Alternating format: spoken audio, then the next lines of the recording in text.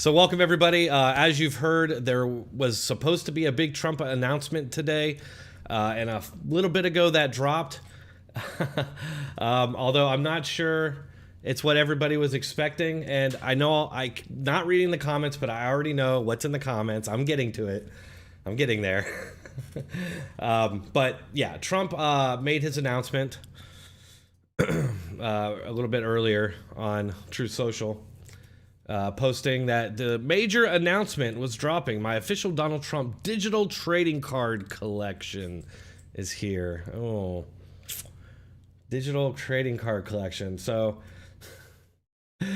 these limited edition cards feature amazing art of my life and career as a superhero who won as a champion the WWF, I guess.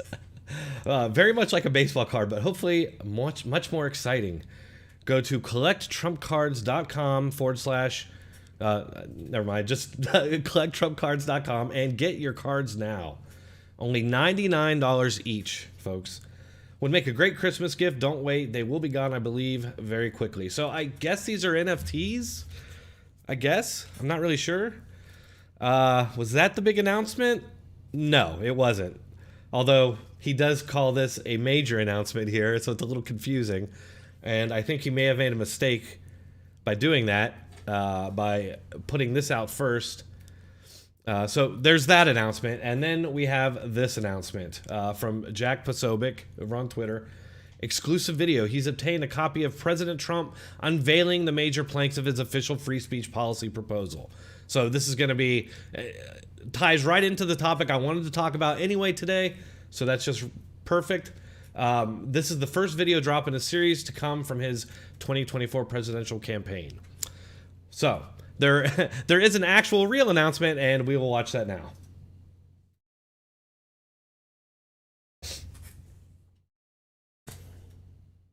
If we don't have free speech, then we just don't have a free country. It's as simple as that.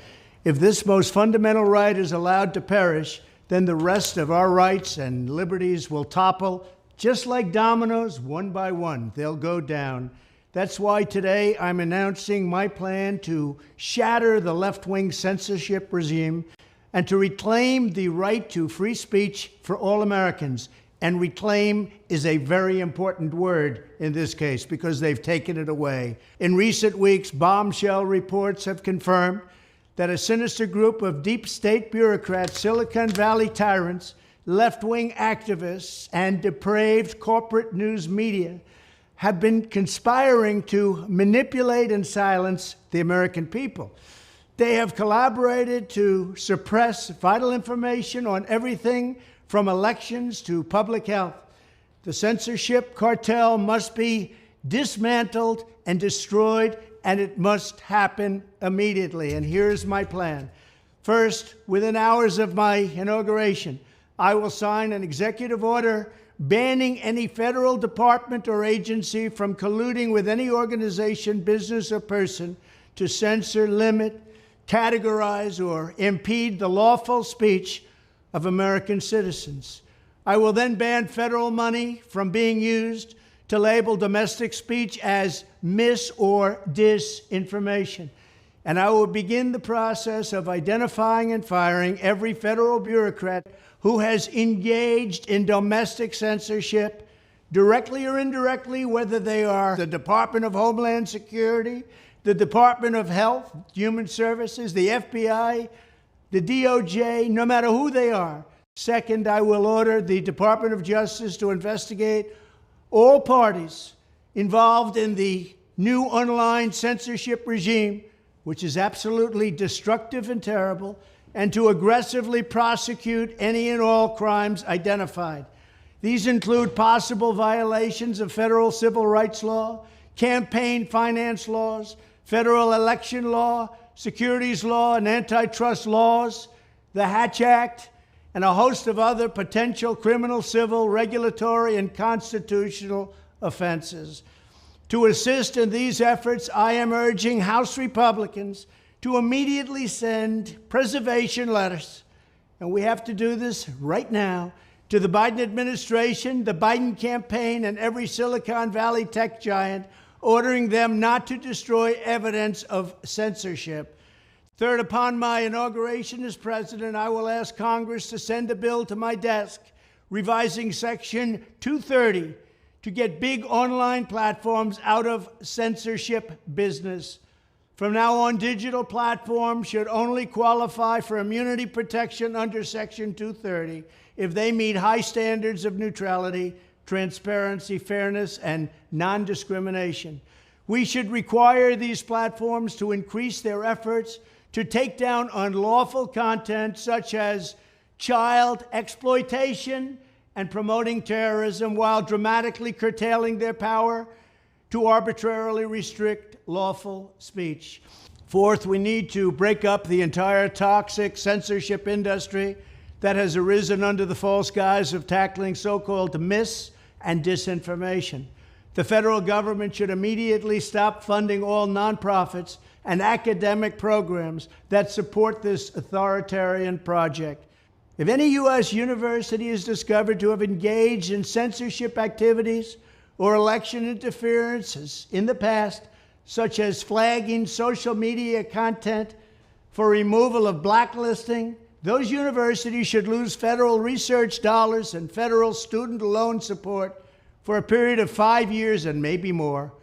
We should also enact new laws laying out clear criminal penalties for federal bureaucrats who partner with private entities to do an end run around the Constitution and deprive Americans of their First, Fourth, and Fifth Amendment rights. In other words, deprive them of their vote. And once you lose those elections, and once you lose your borders like we have, you no longer have a country. Furthermore, to confront the problems of major platforms being infiltrated by legions of former deep staters and intelligence officials, there should be a 7-year cooling-off period before any employee of the FBI, CIA, NSA, DNI, DHS, or DOD is allowed to take a job at a company possessing vast quantities of U.S. user data. Fifth, the time has finally come for Congress to pass a digital Bill of Rights. This should include a right to digital due process. In other words, government officials should need a court order to take down online content, not send information requests such as the FBI was sending to Twitter. Furthermore, when users of big online platforms have their content or accounts removed, throttled, shadow banned, or otherwise restricted, no matter what name they use, they should have the right to be informed that it's happening, the right to a specific explanation of the reason why, and the right to a timely appeal. In addition, all users over the age of 18 should have the right to opt out of content moderation and curation entirely and receive an unmanipulated stream of information if they so choose. The fight for free speech is a matter of victory or death for America and for the survival of Western civilization itself. When I am president, this whole rotten system of censorship and information control will be ripped out of the system at large. There won't be anything left. By restoring free speech, we'll begin to reclaim our democracy and save our nation. Thank you, and God bless America. Okay, well, actually, I have to say that was pretty good. I didn't expect that good from him, actually. I guess a few things. Number one, he's dead on correct here. I mean, what's been revealed in the Twitter files is serious. I mean, I don't know how many of you here are on the stream right now who either aren't really into politics, or maybe you don't like Republicans, you don't like conservatives, you're a Democrat. But most likely your sources of information are purposely keeping from you how real and severe these Twitter files are. I mean, I've seen several different news broadcasts today. One where Oliver Darcy says on CNN, their fact checker says that there's nothing in there and it doesn't show any collusion between government and big tech. Okay, so number one, it does. Okay, there are files in there. I'll find them here. there are files in there that talk about the FBI, or I'm sorry, the lead, Noel Roth, is that it? Roth is his last name.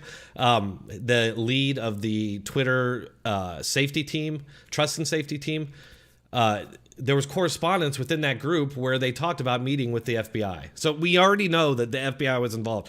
We didn't even need that, though, because we already knew from whistleblowers coming to the Republicans, and there are apparently a lot of them coming out of the FBI telling Republicans that they were told not to investigate the Hunter Biden story, that they were going to the big tech outlets and telling them that, oh, you got to be on the lookout for Russian disinformation. And you got to understand that it's an implied threat to them. Like, you need to look for this Russian disinformation. When you start hearing about this Russian disinformation, censor that, because you don't want blowback like you were getting after the 2020 election, right? You don't want that blowback. So you better do what we say. And so they did. They suppressed the story. We already knew this. Again, another reason we knew this, because on Joe Rogan, Mark Zuckerberg stated that the FBI came to him and told him that there was Russian disinformation coming and to look out for it. And when he sees it, he needs to stop it. And of course, when that Hunter Biden laptop story came out, what was the immediate Democrat and Democrat state media narrative? That it was Russian disinformation. Boom. Okay, so spare us, Oliver Darcy. Not that you're watching this, but if you ever get wind of this, spare us. I actually did tweet him on this topic. Let me show you guys here real quick. You can see the video real fast because it's just not true. Let's see here.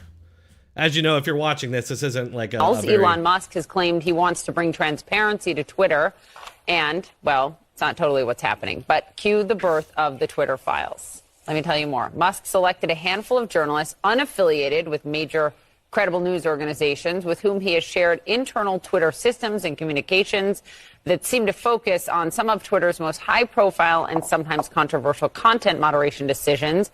These files, which the selected journalists then tweet out, appear to call into question the integrity of the company's former leadership while also riling up Twitter's right-leaning, some of them, right-leaning users. You gotta. So she starts to discredit it right off the bat by saying that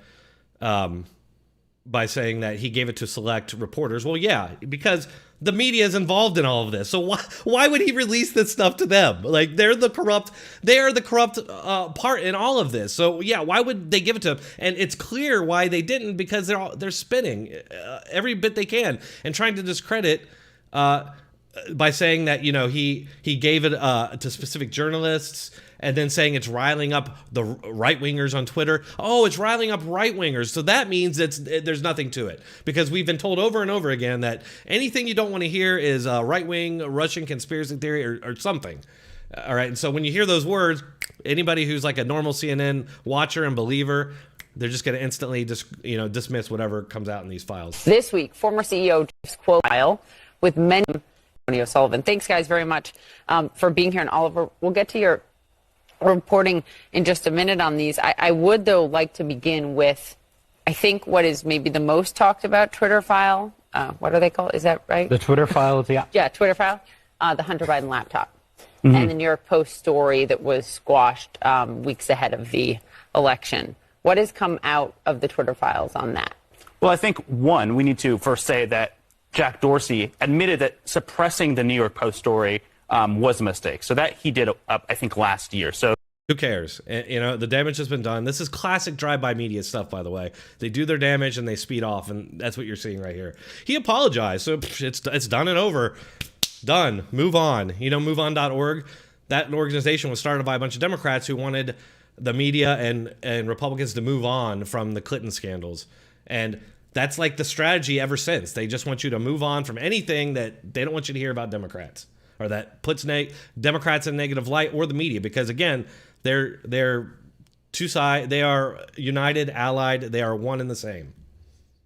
The Twitter files, though, they really showed the, I think, messy content moderation that was happening behind the scenes, and I think we're seeing. And it's probably no surprise, but we're seeing that not everyone agrees is on the same page when they're making these complex decisions. I will say on this specific Twitter files drop, I thought what was really noteworthy was that Elon Musk's handpicked reporter, Matt Taibbi, said that there was no evidence of government involvement in trying to suppress this story. And that was a big claim that Elon Musk had made.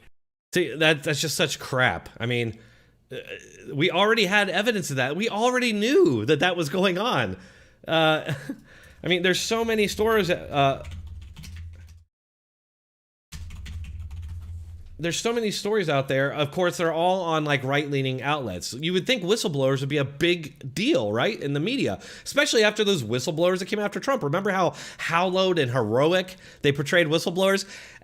Unless you're into this, reading and watching other media, then you would not know about this story. And left-wingers, Democrats tend to be in very insular bubbles.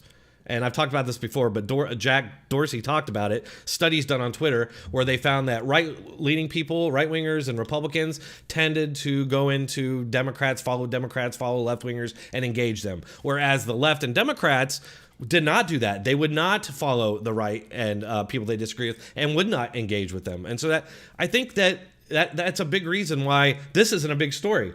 I mean, but you have all these stories about whistleblowers coming forward, whistleblowers saying they were told not to investigate. And so, there's already a lot of evidence that the government was involved in this. And the fact that the fact-checking Oliver Darcy on CNN is going to stand there and lie like that. And beyond that, we do have, Yoel Roth, FBI. So all I have to do, he said there's no connection there. Haha, Elon Musk claimed that there was... Am I saying his name wrong? You'd think I'd know this. I've been reading this stuff for the last few days. Hold on. Yoel Roth. Yeah. Yeah, okay. It looks like results below are changing quickly. That's always a good sign, right? But yeah, here we go. National Review. The FBI met weekly with these guys, and that is in the Twitter files. And here we go. Somebody at Twitter says, very boring business meeting. This is definitely not about Trump. Then Yoel, the lead of the trust and safety team, who is apparently I don't want to make any accusations, but just look him up. The guy's got some issues. So he said pretty much, and then definitely not with the FBI, I swear. Like, what is this? This is the FBI's meeting with people like this? This does not seem professional. It seems very childish and like they know what they're doing. Like, oh, we're colluding with the FBI to come after Trump. And who knows what else? Who knows what else we're going to find out about this stuff? But that's one bit of evidence. And then here they talk about partnerships. Not sure we describe the FBI DHS as experts or some NGOs. But yeah, there's another one here. Maybe this is it. There's other talk within these files about, meeting with the FBI. So, like, we're talking about journalist, fact checker at CNN and the rest of the media. It's not just CNN. We just watched that one clip, but the same thing is playing out everywhere. But these people claim to be journalists. They're not the least bit interested in investigating this or anything. Like, they're literally just like reading it, and they'll read off the things, and then Oliver will say, "Oh well, Elon Musk was proven wrong because there's no evidence of collusion between the government here." So, and you see how they're just very dismissive. They don't want to dig. I thought reporters and journalists, they wanted to dig for the stories. They wanted to hold power accountable. That's not what they do anymore, and I think we're all pretty clear on that by now. But that's not what they do. And that's not what they're doing here. I love how they have this panel that's all, and we're getting right to that. It's all left-winger Democrat types. Nobody's going to challenge the other. And it's very dishonest. So that was kind of divergent. Back to what Trump was talking about free speech and how important it is. And we're not going to have a country if we don't have it, and we need to figure out what's going on with the FBI and the DOJ and the fact that they're clearly being used as a political weapon by the Democrats. I mean, unless you can find me some examples of the FBI, lying to get FISA warrants on Democrats or, any of this stuff that's been going on. You can't. It's all been very one-sided. And make no mistake, there is an assault on your free speech rights. The Democrats love to talk about how big of a threat to the Constitution Republicans are. And here, I'll switch back to this for a minute. Oh, and I did want to read some some people said hi. Dixie George, thanks a lot for watching my channel. I appreciate it. Get more leftists to debate on your channel. SRC says, I try all the time. Nobody wants to. But free speech. There is a major assault on free speech going on right now. And it's almost like they used what's going on Twitter as sort of like a counterattack. So like they had control of Twitter. They lost it. Elon got it. Damn it. It's like, think of it as a battle. So he's got that hill. And now their counterattack to that is now going to be just to go after free speech and demonize free speech. And anybody who would defend free speech as racist, white supremacist, pick whatever label you want. What's the word they're calling now? A sort of terrorist. I can't remember what it's called, but so we have these hearings going on right now, and this is going to be the way that they go after free speech. And this has been something they've done for a long time.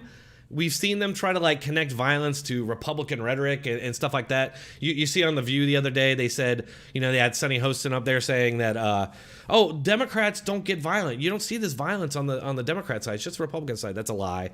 Obviously we see lots of violence. We saw the GOP baseball game shooting, which I hate that we call it that because it's actually a domestic terrorist attack. It was a domestic terrorist attack in an attempt to assassinate half the GOP Senate, okay, or GOP Congress. Which if that guy would have been successful, that's what would have happened. And can you imagine the trouble that would have created in this country if there's got to be new elections because all these Republican senators have been killed? That should be a huge story, but it wasn't. They buried it immediately. The FBI lied about it, called it suicide by cop, and then later changed it to domestic terrorism long after Republicans could get any use out of it or try to bring it back up and be like, oh, Democrats incited this attack with their rhetoric. Because you remember the shooter yelled, "This is for healthcare." That was big rhetoric at the time because Republicans were opposing Obamacare. You had Bernie Sanders out there saying that Republicans want you to die. Well, I'm sorry, that was Alan Grayson years before, but Bernie Sanders actually said something very similar. He said, millions of Americans will die if Republicans get their way and that kind of thing. So you could easily make the argument that Democrats incited that, right? Based on their own standards. But when he was asked about that by Jake Tapper, if he had any accountability for that, he didn't, Tapper did not reference that specifically. He said, are you responsible for violence carried out by your supporters? And this guy, the shooter at the Republican baseball game, actually worked for Bernie Sanders, okay? Bernie Sanders was like, no, I can't be responsible for everything that my supporters do and say. If that were the case, I'd be apologizing constantly. Exactly. You cannot blame Bernie Sanders for what that guy did, okay? You cannot. It's not, that's not, you cannot keep that standard up, obviously. It's something you can only implement one way as a weapon, and that's what they do. And so now we're seeing these hearings going on. And this is how Elon is mixed in this, because these hearings are going on and they're trying to say that, because Elon bought Twitter, now there's all this violence happening to trans people, even though they don't bring up any examples or prove that it had anything to do, even though you see these people over and over say there's a direct line, okay? Which you never hear the other direction, okay? You never hear, there's never like a CNN panel or an MSNBC panel or an ABC News or CBS where they're like, this violence that we saw, the left-wing violence, because they'd have to report on the left-wing violence in the first place for this to happen, but you never see them like try to connect that to Democrats or their own rhetoric, because see, they always try to say Fox, their rhetoric. If they were holding the standard equally, they'd have to be like, oh, well, maybe our rhetoric is causing us. They're not going to do that, so... This is a very real threat, and I'm really happy Trump put out that declaration. I thought he sounded really good because this is what we're up against, folks. Look at this. Already receptive to that message, take it to heart, and it reinforces their prejudices. In their minds, trans people either become victims to be saved from ourselves. Oh. One example of this in action is the misuse of the term groomer. Anti-LGBTQ activists have appropriated this terminology used by survivors of childhood sexual abuse and used it to slander LGBTQ people and our allies as predatory, harmful toward children. Okay, so I gotta step in here real quick. Hopefully you guys can hear this okay. Hey, let's be frank. What's up, buddy?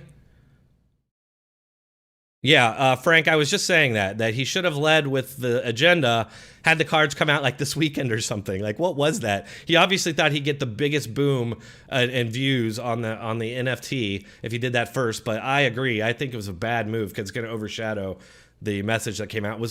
I thought Trump was very strong and very eloquent, actually. I thought that was one of the best speeches I've ever heard him give, actually. And I'll play it again here in a minute, but I want to get through my little spiel on this. So... This man, like I can't even tell the truth. That's the situation. That's the environment we're in here. So this person, Olivia Hunt, is up there claiming that, oh, free speech is dangerous because there's people online taking the term groomer and applying it to gay and trans people, and this is being done to incite violence against them. First of all, the term groomer is being used exactly how it's supposed to be used. Olivia just said there that grooming is when a child, suffers sexual abuse as a child, and that's grooming. This is exactly why it's being called grooming now. What's happening is that people on Twitter, or wherever else, TikTok, they're retweeting videos of trans and gay people in the form of drag queens dancing and stripping for children. In some cases, the kids putting money in their G-strings. In some cases, like bare man ass right in the face of a little girl as he, shakes his ass in her face, teaching her to do the same thing. I mean, that's the things that we're calling grooming. Okay, there's no like attempts to connect that to gay and trans people. It just so happens that the people that are partaking in this activity that we're calling out happen to be gay and trans or drag queens. I don't know that drag queens are considered trans. So I wouldn't even say that it is trans. It's just drag queens mostly. And anybody who would support, what's the whole point of connecting a grown man who's dressed in an over-sexualized costume reading to kids? So in the media, you'll always see this. You'll see them. They're like, this is what the right-wingers are upset about? This person just reading this story about a princess to these children? No, that's not what people are upset about. Although it's still questionable. It's just like, why? The question is why? Their answer would be, oh, well, it's making the kids more inclusive and they won't be hate monger. You're going to have to explain how that happens. It's very odd, and it's very odd that the media will not play these videos that people like Libs of TikTok and Gays Against Groomers will retweet, videos that these people upload themselves. Teachers who are obsessed with like gender ideology and pushing it on their kids and affirming themselves through the children. Lots of just like really weird behavior, including, and you'll see it, I think I've got a clip here from the same hearing where they straight up say that the parents have no say in the children. If children as young as 13 want to start, get on hormone therapy or change their gender or whatever. That's grooming. Like when an adult is taking the child and blocking it from people who care about them and love them and want to protect them. That's grooming, especially when the person that's saying that is claiming that they're trying to keep the person safe. It's very odd and weird. And again, it's very strange that they're using this as an attack on free speech. Like there's no way you can connect these things that this person's talking about. You cannot say that because people are getting called out as groomers, that's leading to violence against trans people. Like there's no connection there. And besides that, I find it funny that they're now complaining about being called groomers when these people regularly have no troubles calling people they disagree with racists. They throw that around like they got a million grenades behind them. They throw them like grenades to shut you up. So racist, white supremacist, white nationalist, far right-wing extremist, domestic threats, semi-fascist. The president called 100 million Americans semi-fascist, but we cannot call them groomers. Like, you watch this and you're like, this cannot be possibly, nobody can possibly be taking this seriously, but they are. And this is what the real threat is. In reality, trans people are significantly more likely to be the victims of sexual abuse than perpetrators of it. And now this misused terminology has become part of the political discourse around trans people and is invoked as a reason to further restrict our rights in the name of protecting children. In the name of protecting children. Olivia is so dismissive of that. And what rights exactly? You don't have a right to strip in front of kids. You don't have a right to to push your values and your ideology on kids. Like, what rights is this person talking about? I have no idea. I never do. I ask all the time on Twitter. Nobody ever responds. This person gives no examples of what rights. Everything that this person says is very generalized and broad, very nebulous, and it's meant to be that way. And the media, if we had an actual press, they would all be asking many, many questions about this. There would be many, many questions asked at the White House press briefings about this insanity. But no, you can't do that. This same rhetoric has subsequently been used as justification for violent anti-LGBTQ activism. Heavily armed protesters have made numerous attacks or attempts at intimidation against family-friendly pride events and drag performances around the country. There's no such thing as a family-friendly drag performance, okay? That involves a grown man stripping in front of kids. That is not okay. It's not all right. And that is grooming. Even hospitals have been targeted with bomb threats and intimidation tactics, based on social media figures spreading baseless stories that the providers are, in their words, mutilating children. And they are. Tons of proof of that out there, straight from the hospitals and their websites themselves, which they later scrubbed, okay? They didn't scrub it because they didn't think they had something that they needed to hide, all right? They obviously thought they needed to hide that and did. And there are countless stories about transitioning, young kids, 13 years old and younger. So that's not true. And, about these bomb threats and everything, like, all the crap that they talk about Trump and Trump supporters and Republicans in general, Elon Musk, like, do they ever worry that their language incites violence against this? And I just got done talking about the GOP baseball game shooting, but that issue was never raised. And it's because all they care about, these people, they've got some sort of psychological problem where they're incapable of applying their own standards, which they want to hold everybody to themselves. And that's because in their minds, what they're doing is for the greater good. They think what they're doing is good and what you're doing is bad. And so if this person has to get up there and just lie and attack your free speech and apply standards that this person knows will never be, that they'll never be held to, that's okay. And it's like the Sam Harris interview, if you guys saw that, where he said that, oh yes, there was a left-wing conspiracy to sway the election for Biden. Of course, and he said, we had to do that because imagine, and I couldn't believe it. Like, I couldn't believe that because I thought Sam Harris was intelligent. And then he said that. But then he said to rationalize it, okay, because this is clearly like authoritarian behavior. So in his mind, he's not an authoritarian. He would never support authoritarianism. So he must have done it for a good reason. And the reason he gives is because Trump was like a speeding meteor coming towards the earth that would wipe out all life.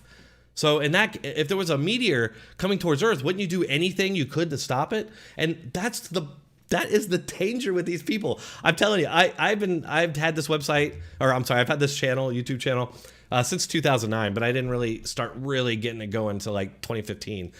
But before that, even I was on forums, talking about this stuff all the time. And what I would always say is that the left is dangerous because they're particularly dangerous because they seem capable of rationalizing anything, and they always sort of the pretext for everything is like, the earth is warming. Oh, we have to save the earth. Or what we saw in the last election, we got to save democracy. It's always these huge things that they don't really, there's no real evidence that we're in and I'm sorry, there's gonna be people disagree with this, but there's not really any evidence that we're in like a serious threat from global warming right now. And in fact, a lot of the data that they have is skewed because they don't take into account like huge population shifts in the areas where they're talking about damage from climate change, things like that. But it's great for a pretext to do whatever the hell you want to do because you're saving the earth. Joe Biden even said during the midterm elections that the very survival of the earth was on the line. So like, if you gotta have some corrupt government and corrupt press, because the very survival of the earth is online, then they'll do whatever they want and whatever they can do. And that's what you're seeing with these people.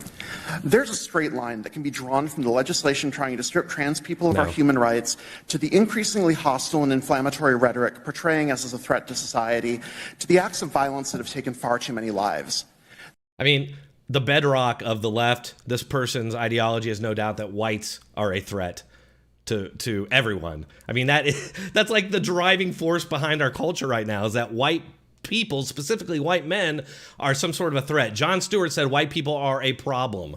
Jon Stewart, a Jewish man, said that white people are a problem. Like, that's a level of lacking self-awareness and this sort of rationalization process that goes on in these people's heads that it really tells you how far gone they are. I mean, The people engaged in these efforts, from the politicians and media figures who normalize the dehumanization of trans people, to the influencers who vilify us on social media, to the people brandishing firearms and making bomb threats. Look, you're allowed to be vilified. We're allowed to vilify you. You vilify us. You're vilifying. This person is vilifying Elon Musk and the people on Twitter who disagree with him right now. But it's like CNN has some story where they said that Elon Musk was using the Twitter files to discredit his opponents. And like, this was very bad. And it's like, this piece, everything that you put out on Elon Musk is literally to discredit him. But it's different when they do it. Bear culpability for the violence that ensues. No, they don't. That's insane. The Williams Institute. Olivia there said that Elon Musk bears and people who call out groomers and people who strip for children, grown men that strip for, that we are culpable for any violence that happens. And no evidence is given of this violence, by the way. And I want to also show you what Biden said yesterday because it ties into this. Excuse me, because they support LGBTQ children and families, we have to speak out. We must stop the hate and violence, like we just saw in Colorado Springs. We're a place of acceptance and celebration. Yeah, the place where the non-binary person shot up a place.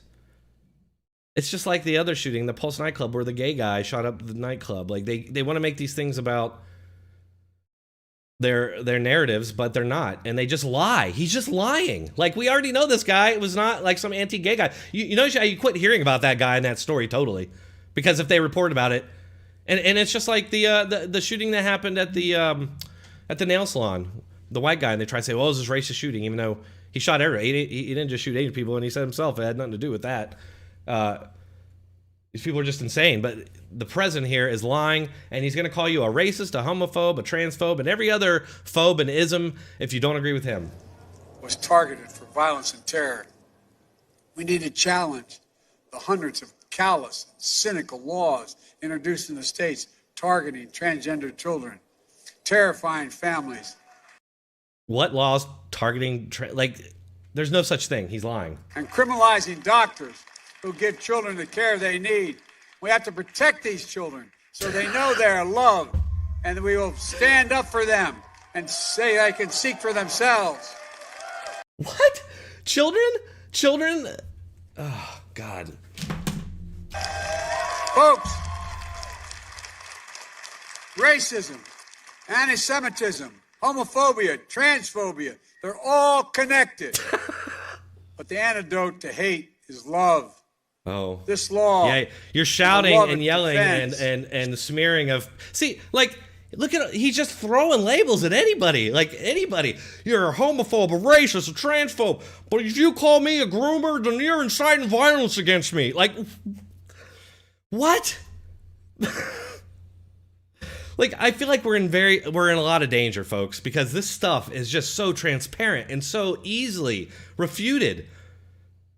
The fact that it's just being spread and not refuted, I mean, it's being refuted by me. It's being refuted by Let's Be Frank and Robert Noir and, you know, Salty and everybody else. Some people on Fox News, Newsvax. It's happening here and there, but these people, you got to understand that for a big chunk of the country, anybody who's not within that Democrat state media bubble, they just dismiss them as, you know, crazy people. And I feel like it's like a bridge when we're never going to be able to it's a gap we're never going to be able to bridge ever. And I feel like it's just leading to a conflict, especially if they start going after free speech in the way that it looks like they are. And here, and you guys probably saw this, it's another great example of this, where they do things they want you to stop doing. Like, they do it all the time, and then they accuse you of doing that, but then it's like they don't see it, what they're doing as that. And a threat to our democracy, Mr. Ward. Yes, absolutely. Mr. Siegel. Yes. Ms. Caraballo. Yes. Ms. Nomani. Yes. Ms. Tyler. Yes. Yes. So for people who don't know about this clip, she's asking them if they agree. Although I disagree with this entire premise that, you know, somehow speech is responsible for violence. Because we cannot equally apply that standard, so we can't have it at all. We cannot have that standard because it will only be applied one way. But she gets them all to agree that yes, that's the standard. Okay. Another question I have.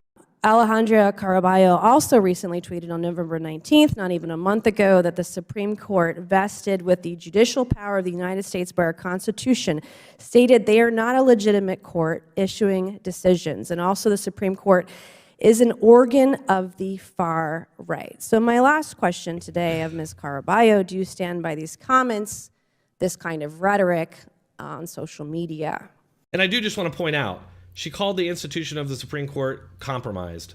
She's attacking the institution.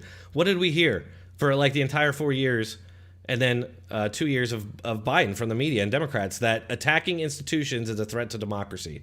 That questioning the election system was attacking the institutions, and that thus was a threat to democracy. But all they ever talk about is burning down the institutions and replacing them, just like she is here. And do you believe it's a threat to democracy? Thank you, Representative, for the opportunity to clarify and provide context to my tweets.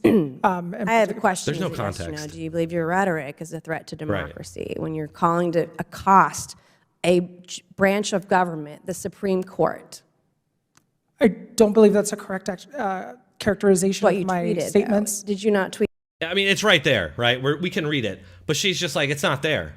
No, it's not. I mean, these are people who believe that when they were told to believe that the 4 lights that they saw behind them were actually, or in front of them, were actually 5 lights, they were like, yeah.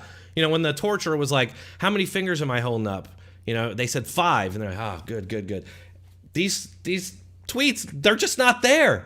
Yeah, no, you're taking me out of context, which is what they always say. Hey, there's no context. It's right there. She says that the Justice Alito's corrupt. SCOTUS is a compromised institution of the far right.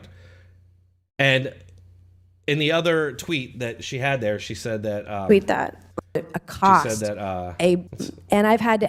Sorry, she said to accost the Supreme Court justices in public, go accost them, and they can never have a moment of peace. It says, like, she's literally calling for violence against the Supreme Court justice. But do you think that she doesn't see it that way? She even says that no, it's different. A district, and I don't believe that's a correct characterization of my statements. Did you not tweet that? That you thought that the Supreme Court justices should be accosted? What I'm saying is that is not an accurate characterization of my statements. On June 8th of this year, a man was arrested near Justice.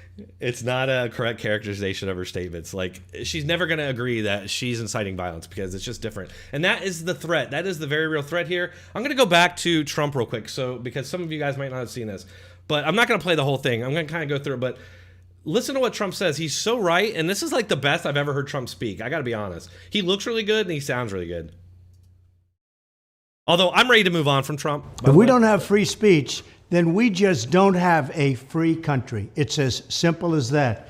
If this most fundamental right is allowed to perish, then the rest of our rights and liberties will topple, just like dominoes, one by one. They'll go down. It's already happening. That's why today I'm announcing my plan to shatter the left-wing censorship regime and to reclaim the right to free speech for all Americans.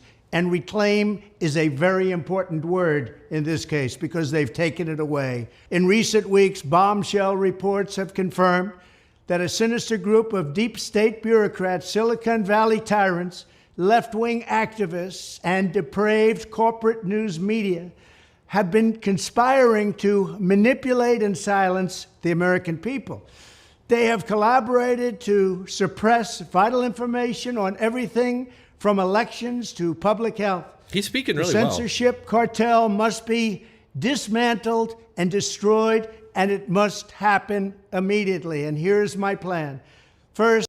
Okay, well, I'll let you. I'm not going to play the plan because it's basically just we got to form committees and we got to basically put FBI and DOJ employees through rigorous tests to make sure they're not, partisan actors. And I'm with a lot of you. I'm kind of done with Trump. This move today, he put out the NFT thing first. Like, that just seems like so not smart to me. He puts out this announcement for the NFT before the announcement about free speech. And, you were already in there once, Trump. You already in there once and you didn't do any of these things. Like we all knew these things were going on already before Trump got in. We all knew this was going on. It just bugs me. Like I want to like Trump, but I feel like I'm just over. I'm over him, man. I'm over the baggage he brings. I'm over, just fumbles like this where it's like he steps. It's like the Simpsons, where Sideshow Bob is walking around and he keeps hitting rakes and they keep smacking him in the face and he's just like, ugh, and he just keeps walking around hitting the rake. It's like, how many times are we gonna like sit through this? Him stepping on rakes and smacking himself in the face. Like, I'm ready to move on, honestly. And I wish he would just kind of bow out and help, because at this point now he's gonna like split the vote. He's probably gonna hurt it, especially if we have Ron DeSantis running or something. I don't know. There's still a long way off. Who knows? Saying these things now, you have no idea what will happen. Likely, Trump would not win a primary anyway. So moving on here on the free speech thing, I do want to cover just a couple more things here. So you saw the hearings, and there's more from those hearings, by the way, which I think I'll get to here. But you see here again, I'm not going to play the clip because I just don't want to listen to Pelosi's daughter. But she talks about this Pelosi film, which I heard is bombing. And she blames conservatives for January 6th and the attack on her father. And she blamed the whole political industrial complex that went and turned my last name into a curse word. Like, yeah, Pelosi has been unpopular for a long time. I mean, way before Trump. Pelosi was, I would say Rush Limbaugh is probably the guy who really focused the ire on Nancy Pelosi. But, they do the same thing to Trump. They do the same thing to Bush. Like, Bush was considered a Nazi by Democrats up until he became anti-Trump. So, and here again, you have this sort of bustering by politicians and the media that free speech that is directed against them, against Democrats, criticism and scrutiny is as violence. Literal violence, incites violence against them. They can say whatever they want about you, and whatever happens, that's just what happens. But if it happens to them, well, then they could just play this game and play this standard. It shouldn't work. It's insane. But unfortunately, like, way too many Americans still, don't understand what's going on, and the media is corrupt as hell. And they'll just lie like they've been doing. So here, series of attacks on Dr. Anthony Fauci over the weekend, calling for his prosecution, and then he shared some other memes about him and suggested he's lying about the origins of the coronavirus. What's your response? First of all, specifically to the attacks on Dr. Fauci, and second, how is your view of Twitter as a sort of public forum and a forum for yourself and for the president and many other officials here? How are those views evolving? God, whoever this guy is, just a fucking lapdog. My God. Like, dude, clean that boot good, man. Lick that boot really, really good. And I just want to point out, have you ever seen anybody in the media, and I've looked, okay, I've already looked for this. Have you seen any of these people ever characterize their critiques or their critiques, we'll say, their scrutiny of Republicans, conservatives, and Trump? Have they ever characterized those as attacks? But that's what they constantly do in the media. If you criticize them, you criticize Fauci, you criticize, Pierre here, Karen John, I forgot her name, KJP, Biden, or any of these people, and they say that it's inciting violence against them. Like, and you'll see here, that's what she says. So look, we've been very clear about this. These attacks, these personal attacks that we have been seeing are dangerous. Oh, they're dangerous. On Dr. Fauci and other public health professionals as well. They are disgusting, and they are divorced from reality. Oh, they're divorced from, not you. Woo! So attacks, which are actually just critiques and questions and scrutiny of, in this case, they're talking about Fauci, who is an unelected bureaucrat, right? Who you would think above all, you want those guys, you want oversight and scrutiny, the most intense scrutiny that you can possibly levy towards them, because especially with something as big as COVID, where it's looking more and more. I saw some news just a little bit ago that there's a new report coming out showing that COVID most likely came from China's biological weapons lab, from the Wuhan lab, or it was a bioweapon and did escape from the lab. So, and you remember when people first started asking that, they attacked the people asking it, saying, "Oh, they're conspiracy theorists." Not. The fact that this is coming from the White House, that is incredibly dangerous. That is dangerous for the White House and Democrats and for the media, a big chunk of the media, to now decide that, like, basically only they have freedom of speech, only they have the right to critique and scrutinize their opposition. You're not allowed to do that, you see, because they're saving the earth. They're saving democracy, which means that anybody who stands against them by default must be the bad guys, right? And that is literally what we're dealing with here, folks. And I think that's pretty much it on that. Oh yeah, and you guys heard that they're actually investigating Elon Musk now, his citizenship. So these people who want the borders to be open and everybody to come in, they're going to kick Elon Musk out if they can find any reason to. Like, it's just unbelievable the lengths these people will go to silence their political opposition, to suppress and demonize their opposition, and yet they still think they're the good guys. It's unbelievable. So I think I'm pretty much that. Basically, I'm going to a Christmas party tonight, and I didn't have time really to get into a video and edit and all that, so I just figured I'd do a live stream. I haven't done a live stream in a while, and thought I'd take another shot at it. Maybe you guys can let me know how this one went. I personally think it went better than most of my past live streams. I did want to go through and read some comments here. Oh, yeah. Kristen Gaudet says that I'm sure they told him he needs coaching on his behavior on television, how he speaks. Yeah, for sure. Trump is definitely beginning some lessons on that because he did sound better. I'll say that. And it sucks. I hate saying I'm over Trump. I really do, because I wish he were up to it, up to the task, but I don't think he is. I feel like his heart is in the right place and he's on the right track on a lot of different things, but ultimately I think it's time for him to retire. His ego will be his downfall. Well, I think we've seen that. Hey, for the win, Nil. What's up, buddy? One of my mods. I haven't seen you in a while. Joe will never be impeached. Nope. And that's partially because Republicans are worthless. They're just worthless. They get power and then they don't want to do anything with it. They don't want to get along and unify against their political foes. They don't want to make the case to the American people that they actually believe in the things they claim to believe in. They say it up until the point they get voted in, and then all they want to do is be friends with people in the media and the Democrats. They just want to get into those circles, and then they don't give a shit about the rest of us.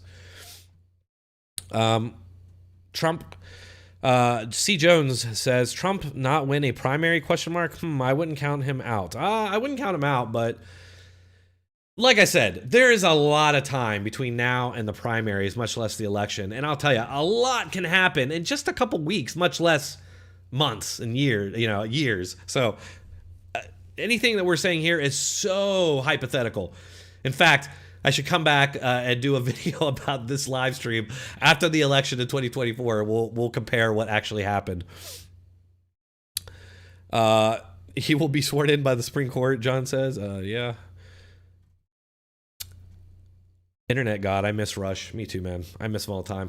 Doesn't it feel like, maybe I'm wrong here, maybe I'm all alone, but it seems like since Rush died, they've upped it. They've really upped their push for their agenda. Like, they know he's not there anymore, and he was a big stumbling block for them. He was just so able to articulate what they were doing and what we should do against it. He was just so good at that. There's just not a replacement for him, unfortunately. Robin Spielman. Hey, Robin. Hey, Dronetek. My favorite Buckeye. Yeah, Buckeyes. I used to love the Buckeyes, but they just disappoint me over and over again. Jennifer. Hey, Jennifer, what's up? Jennifer Kochfeld.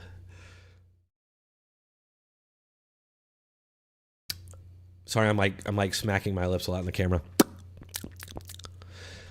There was some let's be frank there. You are not allowed to call out Democrats, let's be frank says. Yep, you're just not allowed. It's dangerous. And like I was saying, they're saving democracy in the world. And if you stand in the way of that, well, then you're just a bad guy. And who really cares what happens to you? You're barely even human.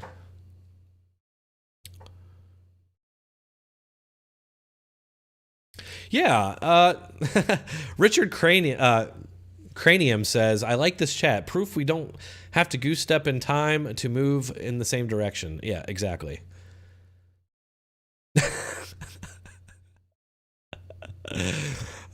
hilarious. Let's see here. DeSantis is a swamper. Oh, yeah. And folks, let me tell you, and this will be the last thing I say because I got to start getting ready to go to this Christmas party. But I will say this about dropping Trump and moving on from Trump is that if you think that that's going to stop the media or the Democrats or the narrative, you're white supremacist, your leaders are white supremacist and racist, get over it because it's not going to stop. It's literally like whoever comes up next will get the exact same treatment that Trump has gotten. If it's Ron DeSantis, he'll get the same treatment. And you can go back. I mean, Reagan got the same treatment. They called him dumb. They called him racist. They called him white supremacist. They called him a Nazi. All that same stuff. Then Bush Sr. gets in. They called him all that stuff. Although Bush Sr. was so like middle ground, and I was pretty young at that point. I don't really remember that. That's right around when I started getting into politics because Desert Storm started, and that's really what started getting me into the media and news. So I remember that, but I don't really remember how Bush Sr. was treated. But I do remember how George W. Bush was treated, and same thing. He was a racist. He was an idiot, white supremacist, Nazi, and war criminal. And then Trump comes along, and that's the same old playbook all over again.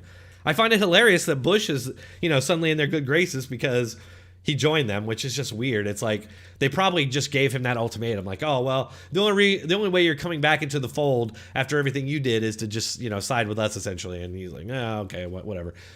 So I can't stand Bush anymore.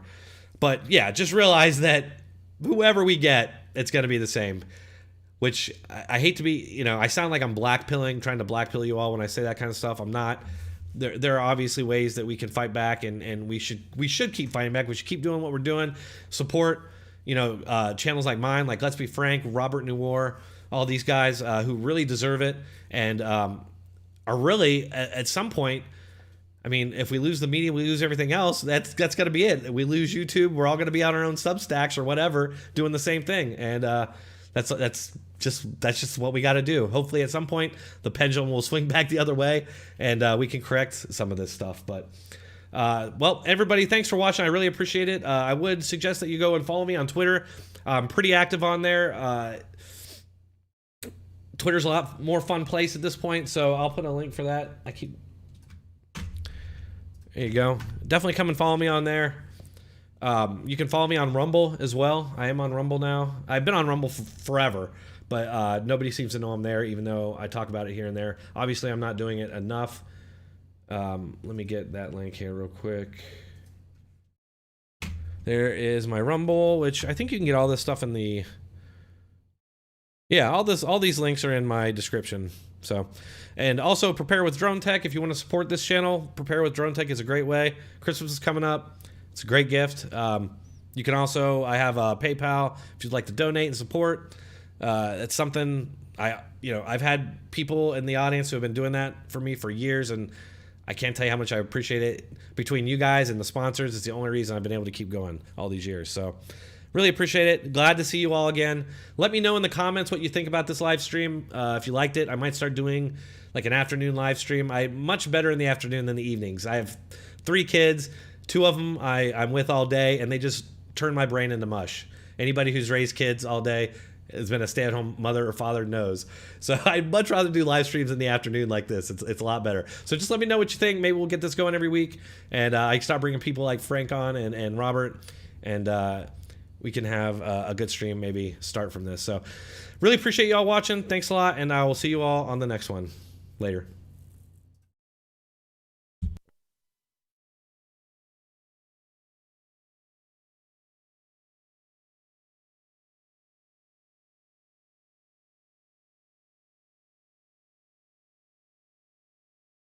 Thank you.